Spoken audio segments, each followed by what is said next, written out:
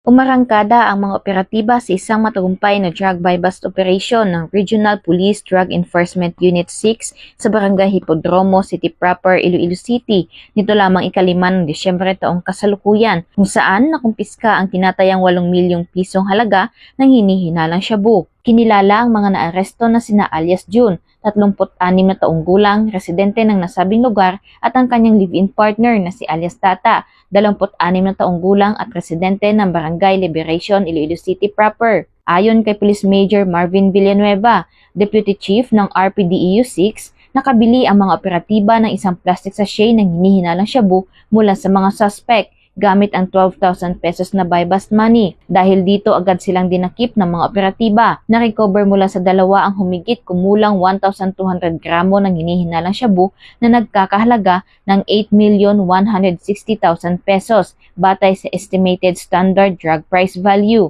Sa inihaing impormasyon ng pulisya, sinasabing ang dalawa ay matagal nang nag-ooperate sa Iloilo City at mga karatig bayan. Napag-alaman ding dati nang nakulong si alias June noong 2016 dahil sa kasong may kinalaman sa illegal na droga at nakalaya noong 2020. Samantala, patuloy pang inaalam ng mga kapulisan ang pinagmumula ng supply ng ipinagbabawal na droga ng mga suspect. Sa ngayon, nasa kustudiya na ng Iloilo City Police Station 1 ang mga suspect para sa tamang disposisyon at harapin ng mga ito ang kasong paglabag sa Republic Act 9165 o ang Comprehensive Dangerous Drugs Act of 2002.